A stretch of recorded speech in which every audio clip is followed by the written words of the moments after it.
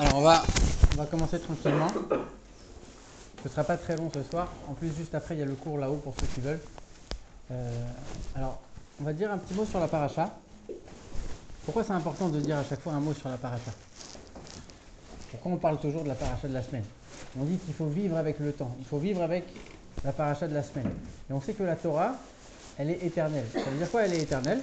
Ça veut dire que les enseignements de la Torah, ce qui est écrit dans la Torah, ça s'applique à chaque juif, peu importe où il se trouve dans le monde, et peu importe dans quelle génération il se trouve.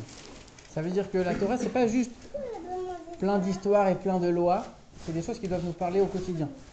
Et comme la Torah elle est éternelle, ça doit nous parler au jour le jour, et donc c'est pour ça que chaque semaine, on essaye de trouver des enseignements et des choses qui vont nous faire vivre avec la paracha de la semaine. Pourquoi c'est important de préciser ça et d'introduire avec cette notion-là? Parce que quand on regarde la paracha de la semaine, a priori, c'est quelque chose qui ne nous parle pas du tout. C'est quelque chose qui est très obscur, qui est très opaque. On n'arrive pas du tout à savoir qu'est-ce que ça va nous apporter dans notre vie, en quoi ça nous concerne. De quoi elle parle la paracha? La paracha, elle parle de toute la fabrication des ustensiles dans le temple. De quel temple on parle? C'est même pas le temple de Jérusalem que nous on connaît, c'est le temple qu'il y avait dans le désert qui était transporté d'endroit en endroit dans le désert. C'est quelque chose qui a priori ne nous concerne absolument pas. Et quand on regarde le niveau de précision avec lequel on décrit tout ça, on se dit mais à quoi ça me sert? À quoi ça me sert de savoir tout ça? Qu'est-ce que ça va m'apporter dans ma vie? Puisque la Torah elle est censée me parler, elle est censée m'apporter des messages, qu'est-ce que ça m'apprend? Des choses aussi précises sur quelque chose qui a priori ne me concerne pas. Donc on va s'arrêter sur un point et on va essayer d'expliquer une notion pour voir que finalement dans chaque détail, il y a un enseignement, dans chaque détail il y a des choses qui sont cachées.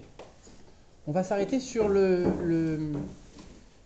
l'ustensile qui était l'Arche Sainte. L'Arche Sainte c'était l'ustensile le plus central. En vérité c'est la boîte dans laquelle il y avait les tables de la loi qui était au centre du Saint des Saints. C'est l'ustensile central dans le temple. Comment il était fait cet ustensile? En fait c'était une boîte. En vérité c'était même deux autres boîtes qui étaient emboîtées à l'intérieur. Dans cette boîte, il y avait les tables de la loi. Par-dessus cette boîte, il y avait un couvercle. C'est le fameux couvercle qu'on voit avec les anges. Vous voyez, il y a des images d'anges qui sont sculptées par-dessus. Et donc ça, c'est l'Arche Sainte. Et on voit qu'on a deux manières de voir les choses par rapport à la fabrication de l'Arche Sainte. On a l'arche, à proprement parler, on a le couvercle. Ok, très bien, jusque-là tout va bien. Et on voit que dans les commentateurs, on a deux avis. On a l'avis de Rashi qui nous dit que c'est deux ustensiles complètement séparés. On a l'avis du Ramban, Nachmanide, qui nous dit que finalement, c'est pas deux ustensiles, c'est un seul tout. C'est le même ustensile qui est composé de deux parties, mais c'est la même chose. Alors, ok, très bien. Concrètement, qu'est-ce que ça va changer? Il y a certaines lois sur lesquelles ça va avoir un impact. Donc, il y a un certain impact de manière concrète sur des lois qui sont très précises que nous on ne va pas forcément détailler maintenant. Le fait de faire cette distinction, qu'est-ce que ça va nous apporter?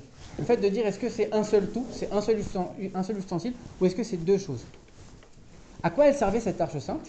On dit que quand Dieu voulait s'adresser au peuple juif, la voix de Dieu passait à travers les anges, à travers les chérubins qui étaient sur le couvercle.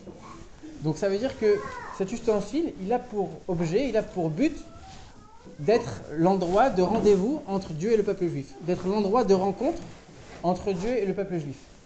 C'est l'endroit où Dieu va s'adresser, où la connexion entre Dieu et le peuple juif elle va se faire. Donc c'est un ustensile qui est très important.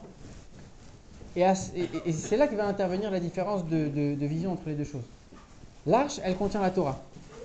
Le couvercle, il est là, comme on l'a dit, pour faire la connexion entre Dieu et le peuple juif. Si tu me dis que les deux ensemble, c'est un seul ustensile, c'est un seul et même tout, ça veut dire quoi? Ça veut dire plus profondément que la connexion entre Dieu et le juif, elle se fait uniquement à travers la Torah. C'est pour ça que c'est un seul tout. On ne peut pas les séparer, c'est le même ustensile. Et s'ils sont séparés, c'est pas que j'ai deux ustensiles, c'est que j'ai rien, j'ai zéro.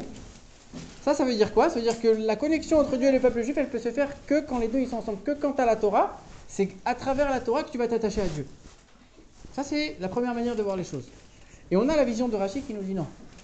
Chaque ustensile, il a sa valeur. Ça veut dire quoi? Ça veut dire que le couvercle tout seul, le fait qu'il y a une connexion entre le peuple juif et Dieu, il passe même pas par la Torah. Ça veut dire quoi? C'est-à-dire que le peuple juif, il est connecté à Dieu même quand il ne pratique pas la Torah et les mitzvot. C'est-à-dire que la connexion entre Dieu et le juif, elle ne dépend pas de ce qu'il va faire, de ce qu'il va faire ou de ce qu'il ne va pas faire. On avait parlé il y a quelques semaines de l'amour qu'un père il va avoir pour un enfant qui est petit. Vous vous rappelez, on avait dit, est-ce que c'est un grand enfant, est-ce qu'un petit enfant, c'est lequel qui a le plus d'amour de son père?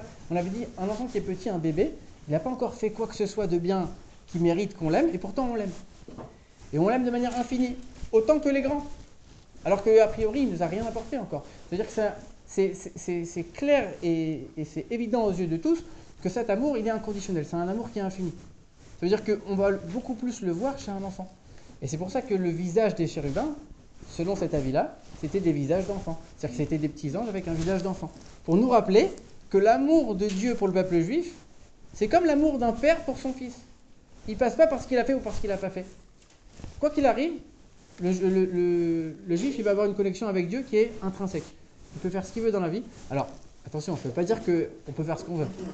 C'est comme l'exemple que je donne souvent. C'est comme on dit, une mère, elle va aimer son fils quoi qu'il arrive. Surtout une mère juive, elle aime son fils quoi qu'il arrive. Et même s'il va en prison, c'est son fils, elle va l'aimer. Est-ce que ça veut dire qu'il a l'obligation de dire, moi je vais aller en prison, de toute façon je m'en fous, ma mère elle m'aime tout le temps. Non. Essaye de ne pas finir en prison quand même. C'est-à-dire que, ok, Dieu il nous aime quoi qu'il arrive. Et la connexion avec lui, elle est vraie, elle existe quoi qu'il arrive. Est-ce que ça nous autorise à faire n'importe quoi? Bien sûr que non.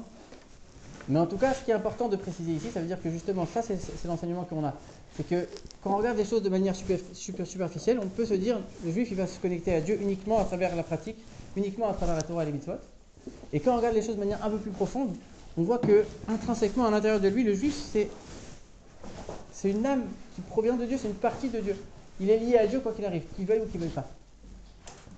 Donc ça c'est intéressant de voir que même dans des détails comme ça, entre un avis et un autre sur le fait de la confection, on va le compter, on ne va pas le compter cet ustensile. En vérité, il y a des choses extraordinaires qui sont cachées et des choses qui nous concernent et surtout dans notre génération que c'est important de se rappeler la valeur qu'on a et l'impact qu'on peut avoir dans le monde. Voilà.